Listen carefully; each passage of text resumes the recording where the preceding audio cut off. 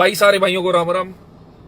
सबको भी पता ही है हरियाणा में जो घटना घटी है मनीषा बहन के साथ, पर असल में सच्चाई किसी को समझ नहीं आ रही। चाहे न्यूज चैनल हो, चाहे सोशल मीडिया हो, तरह तरह की बात चल रही है।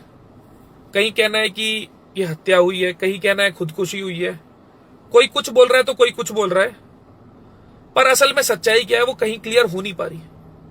मेरे को खुद को भी अब तक समझ ही नहीं आया था कि असल में चीजें क्या हैं। तो अभी हम मनीषा बहन के घर पे आए हैं और उनके परिजनों से ही जानेंगे कि असल सच्चाई क्या है। मेरा आने का बस मुद्दा इतना ही था कि एक सच्चाई सब तक पहुंच पाए और इस परिवार को न्याय मिल पाए। तो आगे सारी बात इनके घर पे ही करते हैं। तो लोहारू आए हुए थे, मनीषा बहन के पिताजी साथ में ही है। बहुत तरह तरह की बातें हो रही थी, तो वो अब खुद से ही बता देंगे असल में चीज क्या थी और इनकी अब मांगे क्या क्या है।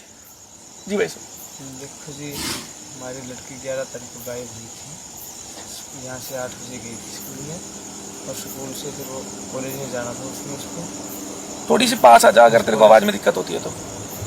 और कॉलेज में जाना था क्योंकि हमने उसको बोला था भी कॉलेज में जाना है फार्म लेने के लिए। तो कॉलेज से फिर वो वापस नहीं आई। हमने FIR करवाई पुलिस प्रशासन में, जा कर के कुछ देखा वहाँ पर ऐसा कुछ दबाव बना नहीं, उनसे कुछ निकला नहीं हाल जी। फिर हमने जनता हमारे साथ हुई है, और ये जो बॉडी मिली है 13 तारीख को, 11 के बाद उसे 13 तारीख को बॉडी मिली है, और बॉडी के साथ फिर पोस्टमार्टम हुआ है उसका, और कुछ हुआ है। तो बहुत कुछ होने के बाद भी कभी ये कहा गया है कि भाई सुसाइड नोट मिला उसके पास, कभी कहा जिसको पॉइजन दिया गया है। ऐसा कुछ भी नहीं था उसके अंदर, न तो उसने जहर खाया है, न उसके पास कोई सुसाइड नोट था।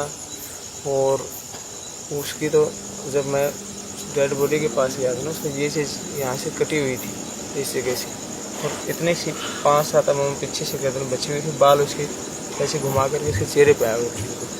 तो चेहरा था ना बिल्कुल जला पड़ा था, कंकाल की तरह दिख रहा था, उसके दांत चबड़ा ये चीज़ें जो है ना, ऐसा लग नहीं रहा था कि उसने कुछ सुसाइड किया है।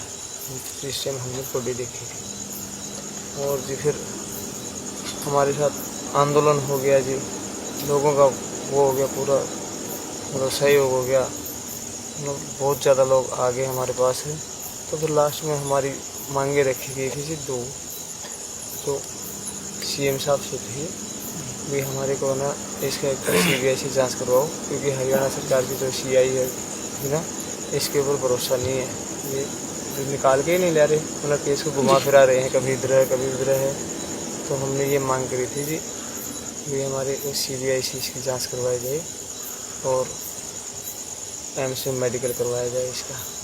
तो अभी देखो जी CBI से मांग शुरू हुई है या नहीं, ये चल रहा है। हमारे पास मेडिकल करवाया था ना एम्स में, तो वहाँ से हरियाणा सरकार ने अपना चार्जशीट दे दिया था CBI को, और हमारे को लेटर दे दिया था कि अब CBI देखेगी। और जो ये जितनी भी चीजें आ रही थी कि एक CCTV में फुटेज आई है कि हाँ, कीटनाशक लिया है, कीटनाशक खरीदा है, ये सब झूठ सारी, कुछ भी नहीं है इसमें। ये तो एक केस को ना मतलब घुमाने का तरीका था। एक बहुत जगह सुनने में आ रही है कि बच्चादानी निकाल ली है। नहीं जी, वहाँ से जो बॉडी उठी है एकदम सेफ थी बिल्कुल, सिर्फ ये चीज़ कटी हुई थी। और वहाँ मेडिकल हुआ उस टाइम, तो देखो जी शरीर के पार्ट्स लिए ही जाते हैं कुछ, जैसे लीवर का हो गया, किडनी का हो गया, बच्चादानी का हो गया, कुछ भी हो गया। भिवानी जब करवाया तब, और भिवानी में मेडिकल वालों ने जब रिपोर्ट आई है CMO की, तो वहाँ जो वकील था उसने भी खुद बताया है कि गर्दन धारदार हथियार से काटी गई है उसने। उसके बाद फिर पता नहीं किसने कहा कि इससे संतुष्ट नहीं हम इस मेडिकल रिपोर्ट से, तो रोहतक के लिए बोल दिया। हमें तो उस टाइम क्या पता यार, हमारे को तो ये बोलते भी कहाँ कुछ करना, ले भाई कर देते हैं, करवा ले पैसे। बोले जी रोहतक पीछे भेजेंगे, रोहतक ले गए। रोहतक वालों ने स्पष्ट दे दिया, इस तरह से केस घुमाया उन्होंने।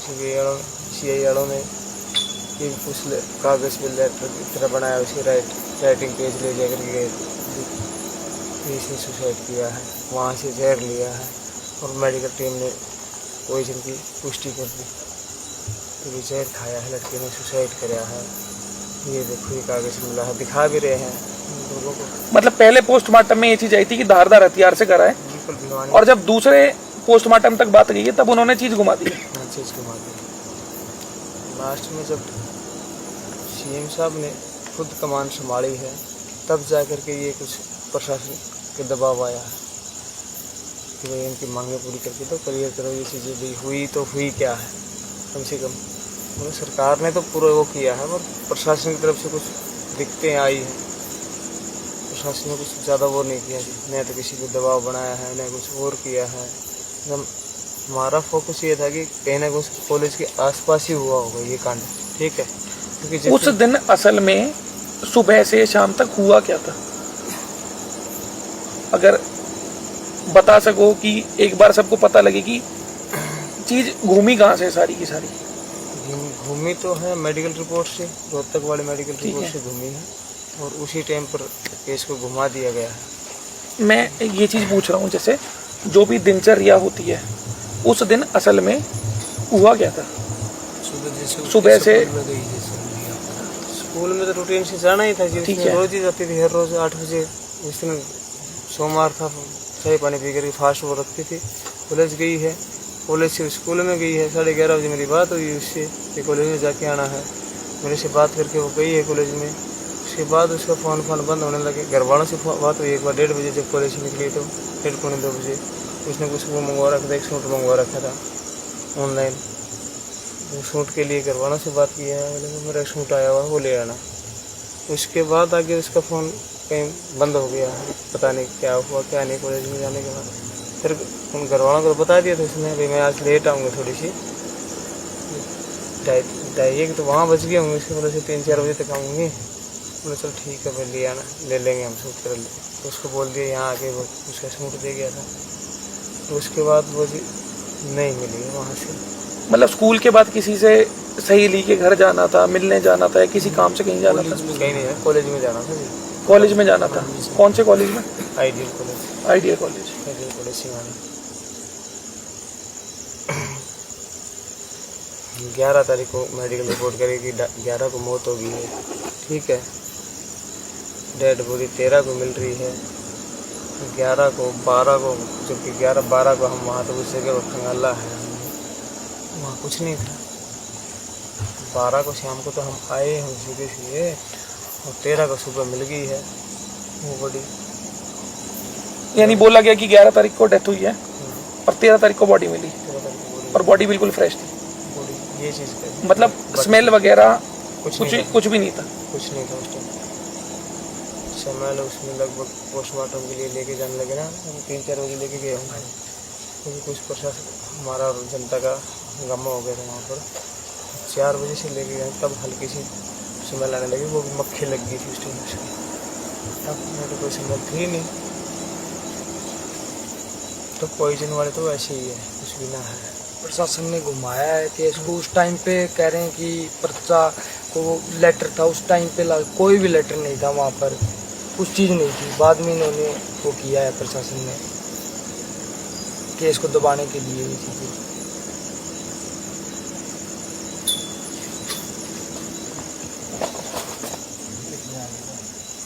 अब सरकार को ये लगा है कि भी जनता की ताकत है, उनके पीछे खड़ी है, सरकार झुकी है, और उसने आश्वासन भी दिया है कि भाई हम CBI से आपकी निष्पक्ष जांच करवाएंगे, चाहे हमारा कुछ भी हो जाए। नायब सिंह सैनी जी ने कहा है ये बात कि इस चीज़ की तहकीकात तक जाना चाहिए, मुस्लिम को सामने ले आएंगे। अगर सच्चाई ये है तो किसी ने काट करके हत्या की है तो मुस्लिम सामने आना चाहिए, चाहे वो कोई भी।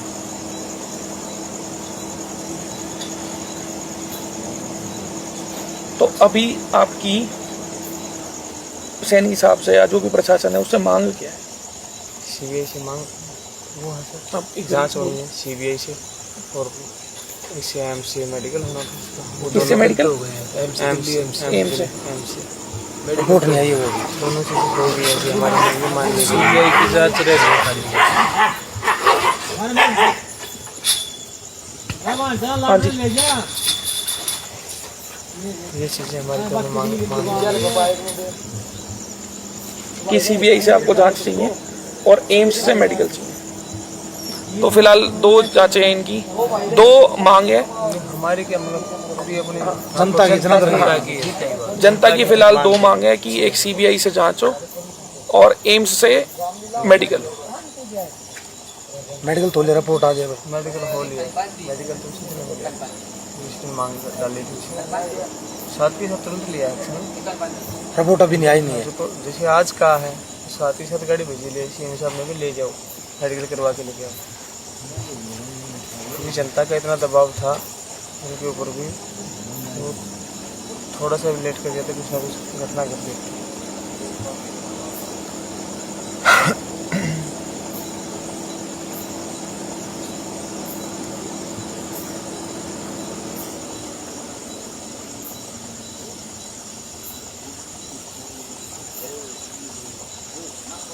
सरकार को दिक्कत आई है प्रशासन से, प्रशासन ने कुछ ढिलाई बरती है, नीचे वाले अफसरों ने मिलवार उठाने में तो पूरी बरती ही है, आगे भी बरती गई है। सच्चाई मतलब सरकार को भी नहीं बताया गया। आप जब पुलिस वालों के पास पहुंचे तो उन्होंने एफआईआर लिखी ही नहीं वहाँ पे। रात के मेरा पूरा दिन बोल दिया, रात 8 बजे एफआईआर लिखी उन्होंने, मुकदमा किया मेरा, ठीक है, दबाव डलवाया है कि हमारे को एफआईआर की सीट सही नंबर चाहिए, तब जाके एफआईआर हुई है। वो भी सीएम विंडो के ऊपर लगाई है, सीएम विंडो वाले से मैंने बार बार फ़ोन करवाया, तब जाकर के एफआईआर हुई है। उनका तो ये था ही बस लड़की भागी होगी आ जाएगी, उनका तो क्योंकि आजकल केसेस भी कुछ ऐसे हुए हैं, उनका तो विश्वास ये था कि लड़की भागी आ जाएगी, और हमारा विश्वास ये था कि हमारा बच्चा सेफ है, ठीक है, क्योंकि था ही बच्चा, उसे काम ही था सिर्फ पढ़ना और पढ़ाना या घर आना।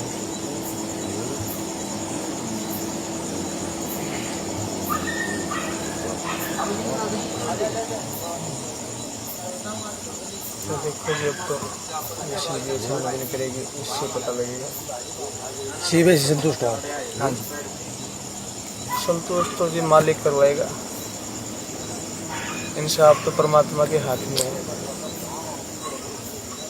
बाकी सीबीआई से बढ़ के है भी क्या हमारे पास, और कौन सी एजेंसी तो है ही नहीं हिंदुस्तान में, तो है नहीं। सीआईए लगी हुई, एसआईटी हमने ना बनाई है, हम एसआईटी हमने ना कर दिया, सीबीआई करवाई, उससे बढ़ के तो है नहीं। उसके बढ़ के तो परमात्मा की अदालत है, वो साफ इंसाफ देगी, सभी को दिखती है।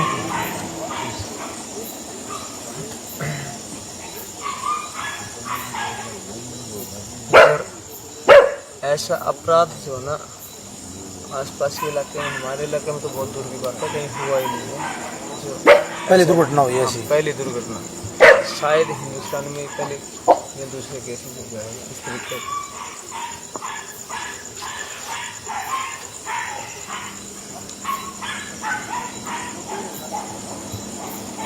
पूरा सरकार साथ है, प्रशासन दबा रहा है, ठीक है, जनता का डंडा आ रहा तब भी प्रशासन घुमा रहा है, वहाँ सीएम मतलब पूरी वो नहीं दे रहा है, डिटेल जानकारी नहीं दे रहा है।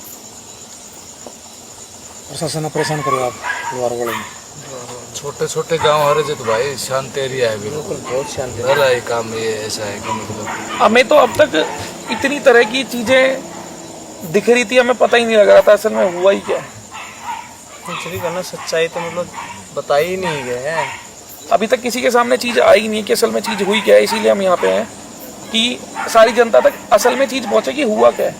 बहुत सारे लोग तो इसलिए ठंडे पड़ गए कि वो चीज आ गई कि कीटनाशक खा लिया है, सुसाइड करा है, नोट आ गया है, पर असल में ऐसा कोई नोट आया नहीं है, वो बस बात को दबाया जा रहा है और घुमाया जा रहा है।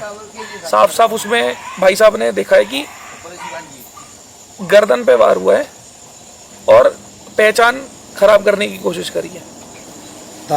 तो सीधी सी बात है कि इसमें जिन भी लोगों के हाथ से चीज हुई है उनको भाई सजा मिलनी चाहिए और वो सामने लेके आना चाहिए प्रशासन को, कैसे भी करके, चाहे कहीं से निकाल के लाओ, वो उनका जिम्मा है।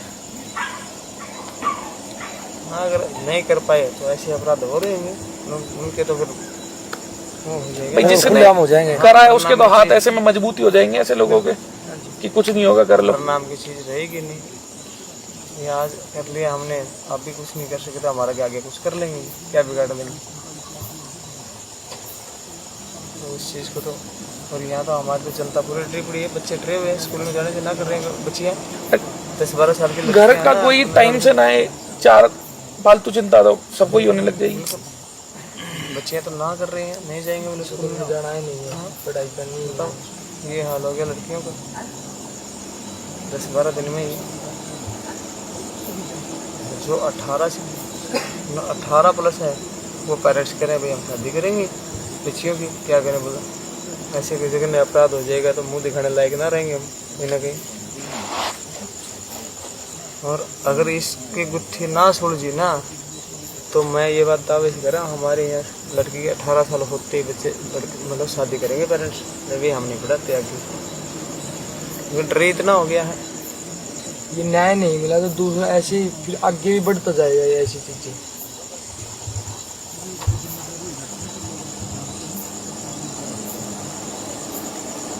हरियाणा में मैंने ऐसी चीजें सुनी ही नहीं थी। ये इलाका तो हरियाणा इसका मतलब बहुत शांत इलाका है। ये जो हमारे बड़ा इलाका है, यहाँ लोगों को काम फुर्सत ही ना, अपने खेतों में लगे रहेंगे, खेत में के आगे चलो भाई जमींदारा करना, खेती से करना। ये इलाका ऐसा क्योंकि बाड़ू वाला इलाका है, ये इन लोगों को तो 1 मिनट का टाइम ना है, खेत में 2 घंटे में आज पानी दे के हम दूसरे दिन फिर पानी देना पड़ेगा। हमारे वाले इलाके में तो ऐसा है कि आपने भरती है पानी तो 15-20 दिन तक जितना पानी भरने की कम में इतना हो गया।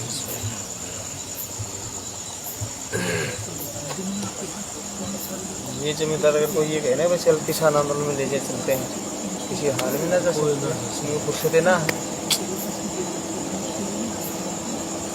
छोटे गाँव छोटा जमींदार है का जो एरिया है ना, मैं तो पहली बार आया हूँ इस तरफ, मैं कभी चक्कर लगाएंगे। छोटा जमींदार भाई साहब इस तरफ का जो एरिया है ना, छोटे छोटे गाँव है बिल्कुल। और चलो हो गया, बड़ी मेहरबानी थी।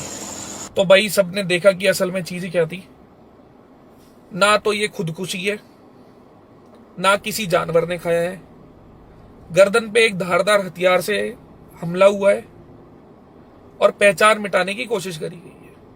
अगर कोई जहर खाता भी तो ना कोई सीसीटीवी फुटेज है, और अगर कोई जहर खाता तो शरीर में से बदबू इतनी आती है कि कोई भी जानवर आता ही नहीं पास में। 11 तारीख को पोस्टमार्टम में बताया गया कि डेथ हो गई है। 13 तारीख को जब बॉडी मिली तब उसमें से स्मेल भी नहीं आ रही थी, यानी कि 11 तारीख को डेथ हुई ही नहीं थी। अब भाई किसका करना है किसका करना नहीं है, मैं पूरी उम्मीद करूंगा जो हमारे माननीय मुख्यमंत्री हैं सैनी साहब कि वो इस चीज में बागडोर अपने हाथ में लेंगे और परिवार को न्याय दिलाएंगे, और प्रशासन जो भी पुलिस वाले इस चीज में ढील बरत रहे हैं उन पे थोड़ी सख्ताई करेंगे। भाई देखो, आज किसी के घर में कोई चीज हुई है, अगर नहीं पकड़ के सजा दी गई तो इन लोगों के हाथ मजबूत होंगे। कल को दुनिया भर की हमारी बहनें हैं, घर में लड़कियां हैं जो स्कूल कॉलेज से लेट भी होती हैं, नाइट शिफ्ट भी होती है, ट्रेवल भी करती हैं, कोई खुद को सेफ महसूस ही नहीं कर पाएगा। एक समाज के तौर पे हम सब फेल करेंगे अगर ये चीज होती है। तो अनुरोध भाई सबसे इतना ही है कि ऐसे टाइम में परिवार के साथ खड़े हो, जितना हो सके उनका साथ दो, ताकि ये किसी एक घर की चीज नहीं है, पूरी समाज की चीज है। जिन्होंने भी ये काम करा है वो पकड़ में आने चाहिए और उन्हें कड़ी से कड़ी सजा मिलनी चाहिए। उम्मीद करता हूं जो घर वालों की मांग है कि सीबीआई जांच हो, उसमें सैनी साहब वो पूरी करवाएंगे और इनको न्याय दिलवाएंगे। तो भाई सारे भाई अपने आसपास भी ध्यान रखो कि कहीं भी अगर कुछ भी शक लगता है, कुछ भी चीजें होती है तुम्हारे आसपास भी, तो साथ साथ मजबूत हुआ करो। और जितनी भी बहनें हैं वो देख रही हैं, कोई भाई तुम्हें दुखी करता है, धमकाता है, डराता है, कुछ भी है, अपने घर के बड़ों से, अपने भाई से, पापा से, मम्मी से शेयर करा करो, ताकि उस चीज का इलाज साथ साथ हो जाए, कल को वो जख्म नासूर ना बने। शेयर करना सीखो, शुरू करो। और जितने भी भाई हैं भाई, इतने खुल के रहा करो घर में कि कुछ भी हो तो घर वाले तुम्हारे साथ शेयर कर पाए चीजें। भाई बस इतना ही है। उम्मीद करता हूं थोड़ा सा फर्क पड़ेगा और असल जो सच्चाई है वो आप सब तक पहुंचेगी। ख्याल रखो भाई सारे भाई।